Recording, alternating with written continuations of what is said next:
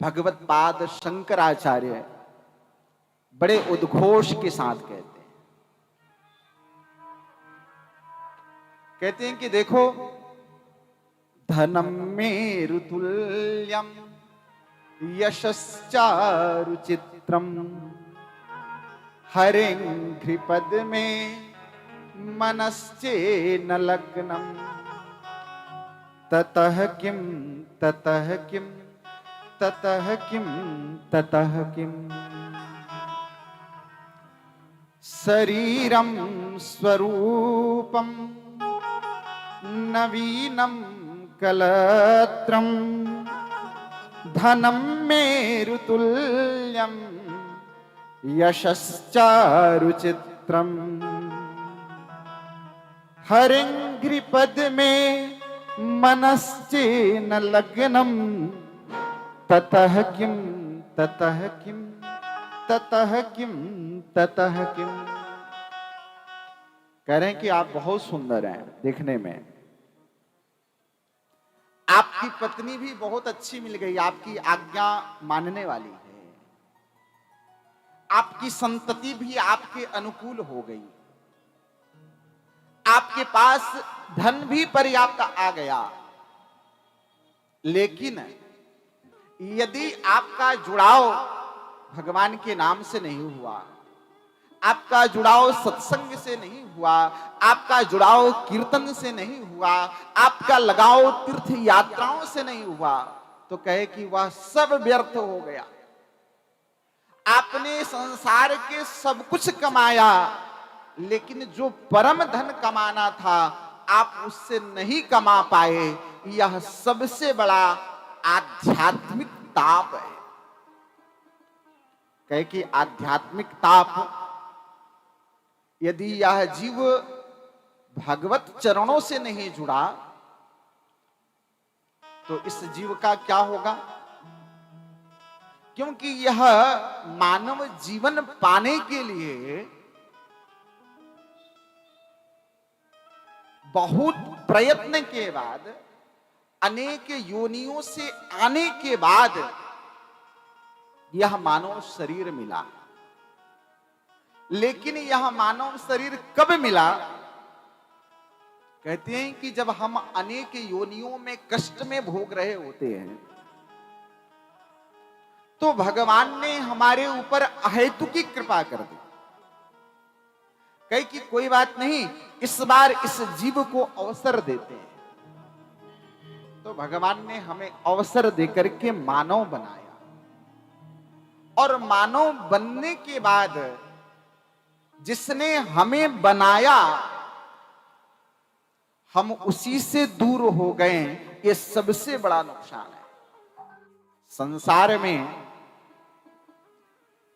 कोई थोड़ी बहुत सहायता किसी की कर देता है तो हम उसके प्रति रात दिन आभार प्रकट करते हैं कि आप नहीं होते तो ये नहीं होता, आपकी बड़ी कृपा थी कि आपकी कृपा से हमारा यह काम हो गया। लेकिन जिसने हमारे में स्वस्थ शरीर बना करके दिया और उसके प्रति हमारा आभार प्रकट न हो, मेरी प्रार्थनाएं उसके लिए न हो, तो फिर समझना कि आपका जीवन सब कुछ होते हुए भी सुगंधित नहीं है। कह रहे हैं कि यह कथा ऐसे 3 प्रकार के तापों को दूर कर देती है। तापत्रयोन्मूलनम श्रीमद्भागवते महामुनि कृते किं वा परैरीश्वरः सद्यो हृद्यवरुध्यतेऽत्र कृतिभिः शुश्रूषुभिस्तत्क्षणात्। कहते हैं कि इस कथा की बड़ी दिव्यता है। कथा सुनने का सद्भाव हृदय में जब प्रकट होता है तो उससे पहले हमारे ठाकुर की कृपा हमारे ऊपर परिवर्षित होने लगती है। यह ऐसी परम धर्म, ऐसी कल्याणकारिणी जो परमहंसों की मानसरोवर यह श्रीमद् भागवती कथा है, जिस कथा को हम और आप श्रवण कर रहे हैं। यह पावन मंगलमयी कथा नैमिषारण्य की भूमि में शौनक आदि 88,000 महात्मा बैठ के श्री सूत जी के मुख से श्रीमद् भागवत की कथा सुन रहे हैं। नैमिषे सूतमाशीन नैमिषे नैमिष क्षेत्रे ऋषयः सौनकादयः सत्रं स्वर्गाय लोकाय सहस्र सममासत। एक सत्र चल रहा है नैमिषारण्य में। महात्मा तप साधना करते हुए श्री सूत जी के मुखारविंद से मंगलमयी दिव्य भगवत चर्चा श्रवण कर रहे हैं। शौनक आदि ऋषियों ने सूत जी से कहा कि हे सूत जी,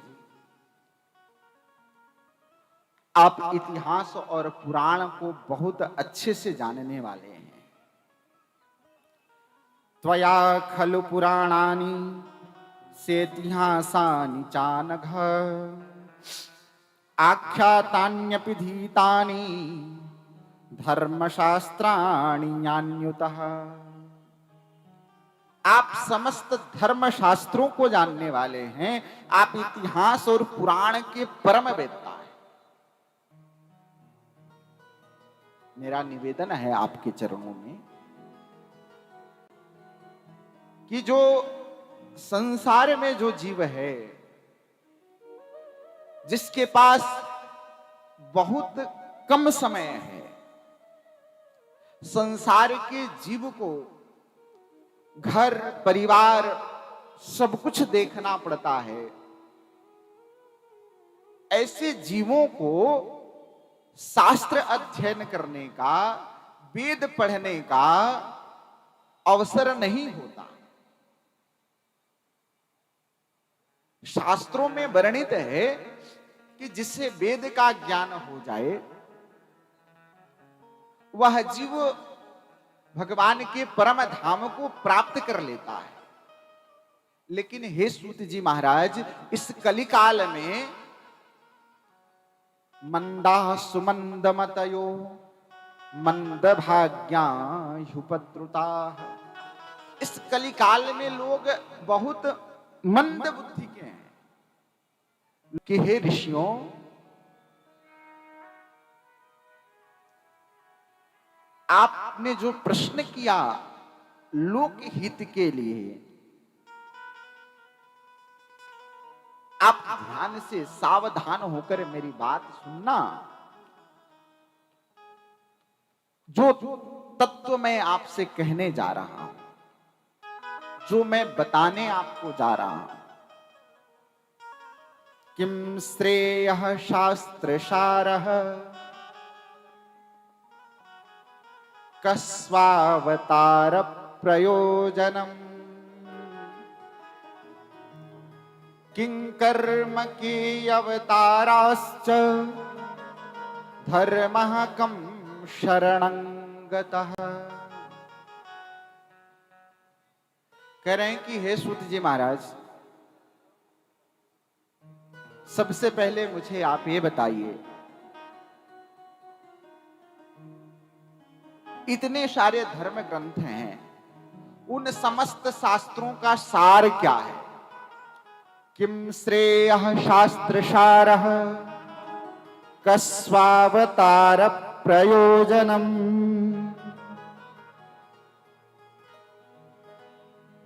करें कि मैंने ऐसा सुना है कि भगवान स्वयं अवतार लेकर के प्रकट होते हैं। तो मैं ये जानना चाहता हूं कि भगवान के कितने अवतार हैं, और भगवान अवतार लेते हैं तो भगवान करते क्या हैं? किं कर्म के अवताराश्च। हे सूत जी महाराज, कृपा करके आप ये भी बताएं कि जब भगवान स्वयं श्री कृष्ण जब इस धराधाम का जब परित्याग करके जब अपने दिव्य लोक में चले गए, तो धर्मः कम शरणं गतः, धर्म किसकी शरण में गया? ये शौनक आदि ऋषियों ने सूत जी से पूछा। सूत जी ने कहा कि हे ऋषियों,